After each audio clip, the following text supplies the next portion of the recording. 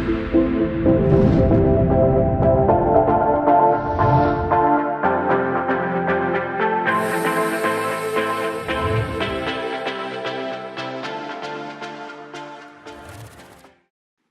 everyone, and welcome again to In the Elevator with Max Tuchman of Caribou. My name is Arjun Harindranath.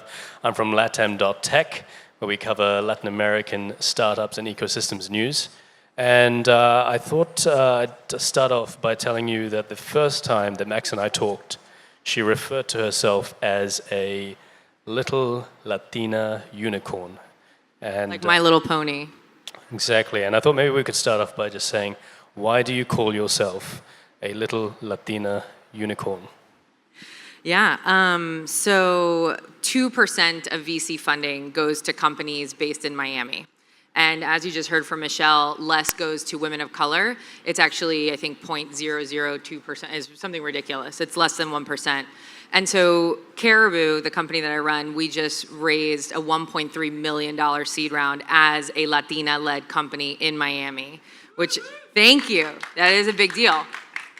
Thank you. And we, the report that Michelle was just talking about, Project Diane, on Friday just released another report saying that Latina founders are even worse off.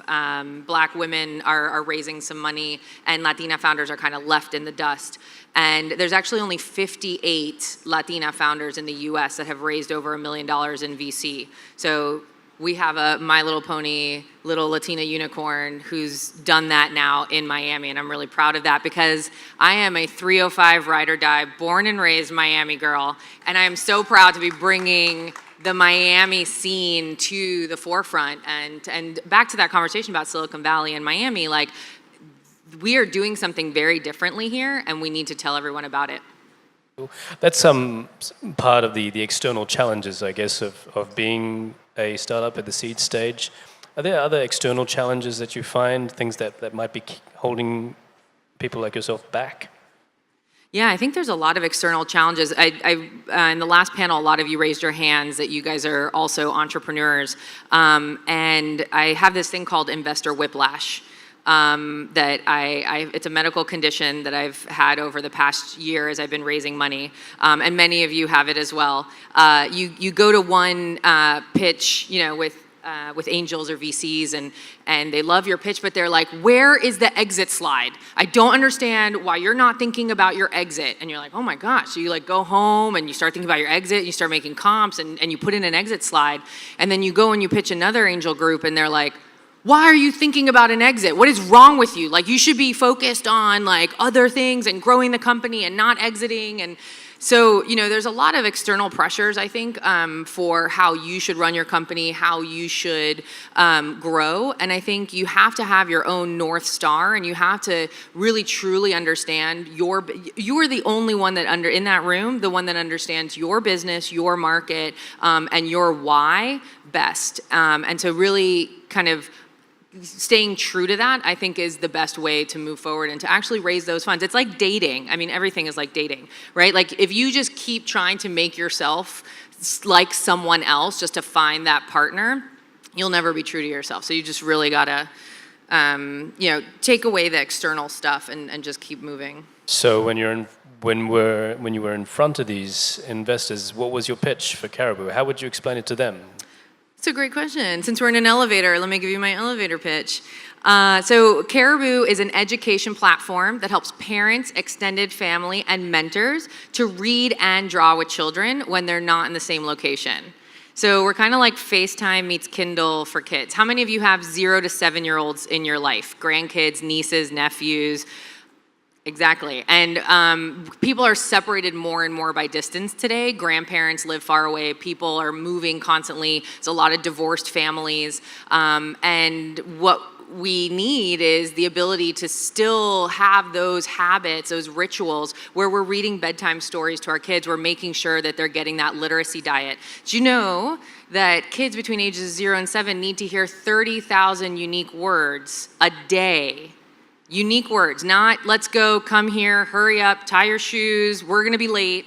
Those are not the words that they need to hear. They need to hear really descriptive language so that they can be ready and on track for when they go to school, so that they can be successful in career and in college, right? That's a huge pressure. And for a lot of families, they're traveling, they're working late, grandma lives far away, they can't stay connected in that way. And so we've built the shared screen technology. We're in a real-time video call.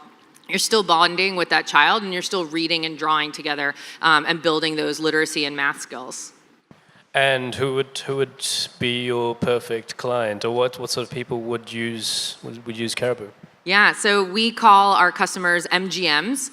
That's moms, glammas. How many glammas do we have in the room? These are glamorous grandmas. You guys are glamorous. And it's between 50, 64. A lot of times it's their first grandchild. And they don't want to be called grandma. They are like, I don't see myself as a gray-haired, cane-walking, life alert type of person. And so I'm a glamma. So we have glammas. And then military. So there are no families that deal with distance more than our military families. And so we actually have committed to making Caribou free for all currently serving U.S. military for the life of their service. Thank you. And I guess one of the other aspects of Miami that I've learned since coming here is how bilingual it is, how multicultural it is, and that's also reflected in Caribou in the number of languages that the books are published in. Yeah. Right? Thank you. Yeah, so English is my second language, and I don't speak English or Spanish very well. So I know growing up how important it is to have your native language and the new language of your new home country as something that you're able to access. And so for Caribou, it was really important that we had a lot of books in different languages. So we have 6 languages right now: English, Spanish, French, Chinese, Arabic, and German. We're adding Portuguese next. And it's extremely important. Think about our community here in Miami. We have a lot of Haitian and Creole-speaking grandmothers and English-speaking grandkids. And how are they supposed to communicate if they can't speak the same language? But we have books in French that allow for grandma to read in her language and for the child to read in their language, and to build that experience and that bonding moment. So they are starting to build that relationship that they weren't able to do beforehand. I'm interested in the pedagogical ideas behind Caribou because you have this conflict between two theories, that you have kids and we're trying to protect them from overuse of cell phones, and then the use of Caribou, which is entirely on the cell phone. What do you think of that conflict? Yeah, I mean, I think this is the problem of our day, right? I mean, we were trying to get kids off of the TV for a very long time. And even I think the novel was considered, what's that word? There's like just don't do it.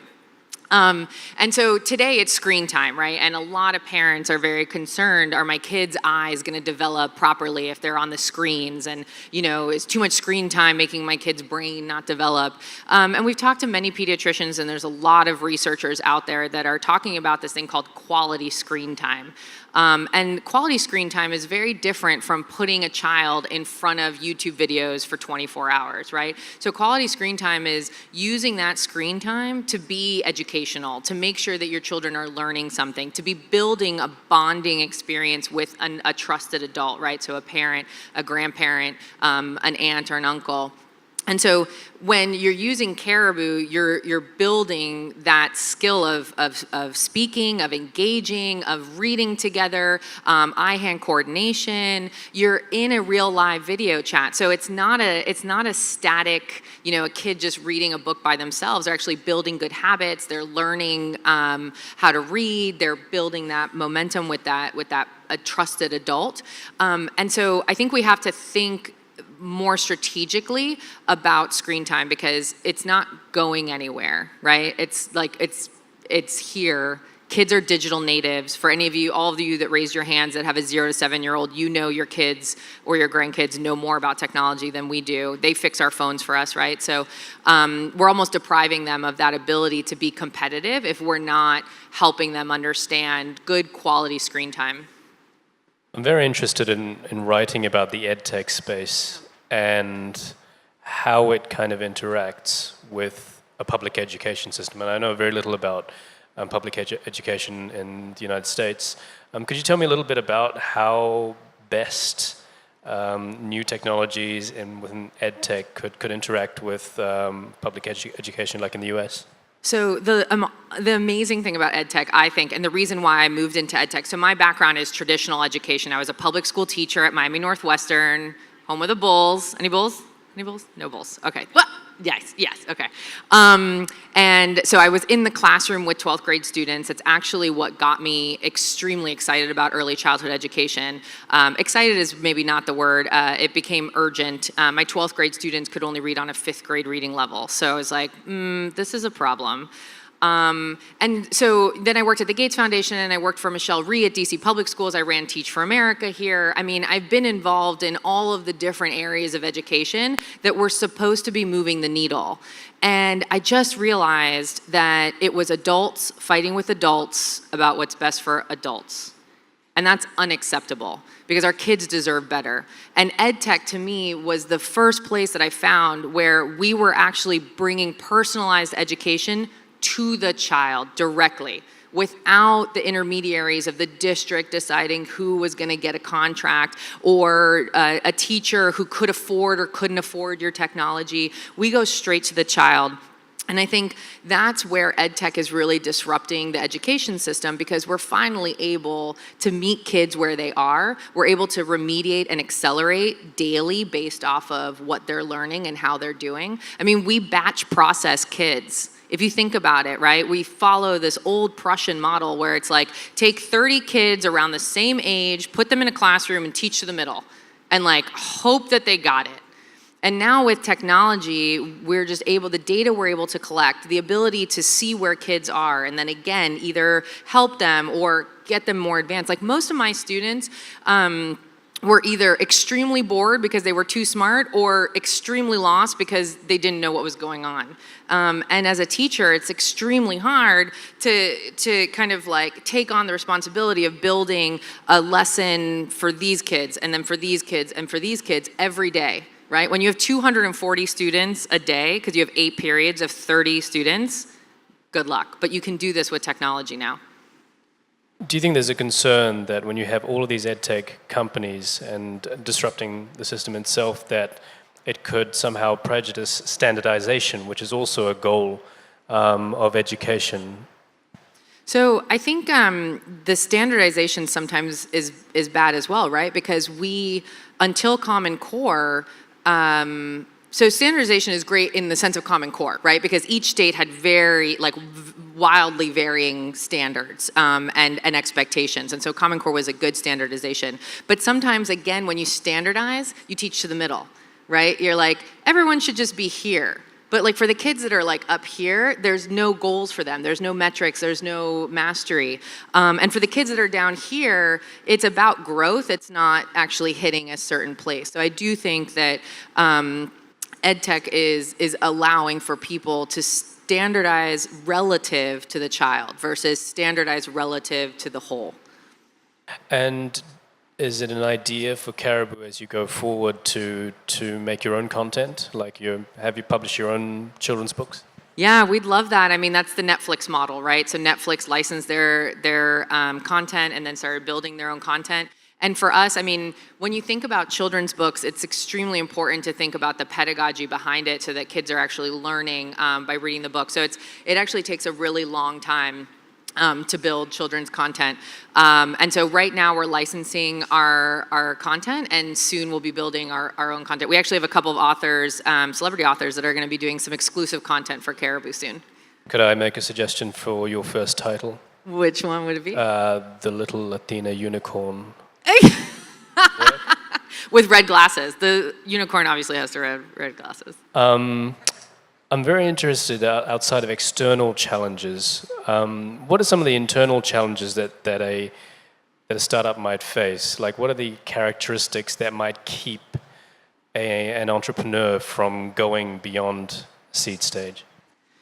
Yeah, I think the seed stage is the scariest, right? Because it's the hardest. You're literally building something out of nothing. It's white paper, as we used to say in art school, right? It's just creating something out of nothing. And sometimes you're inventing something, right? I mean, we invented this shared screen technology that no one's ever heard of, so you have to educate people. And so one of the things that we did, so internally we had no money, right? We were bootstrapped for a year. And so I went on the pitch competition circuit to keep Caribou afloat. And we, through that, not only through all of these conversations, got a ton of downloads and press about Caribou, but we won or were the finalists in over 20 pitch competitions and got over $100,000 in cash and prizes that kept Caribou afloat. So, that's not necessarily what most people want to be doing. They want to be building their company, but at the same time, that's you can. I sleep 4 hours a night, so I have 20 hours a day to work with, which I think is like the only way you can be an entrepreneur. And you have to have a very healthy, it's not healthy, a sick sense of confidence. You almost have to be like a little too overconfident, but at the same time be super humble. It's very bipolar. And like within an hour, I will think that I am like the next Steve Jobs. And like 20 minutes later, I'll be like, oh my God, I should find another job. Like, this is not gonna work out. I'm not the right person. Like, this is just never gonna work. And then again, 20 minutes later, I'm like, oh my God. I'm not giving any more equity away. Like, this thing's gonna be a bajillion-dollar company. So I think there's that, because in startup days, it's like dog years, right? So like my day is like 7 days for a normal human being. And so you're being hit with a lot of information. You're making a lot of decisions without complete information.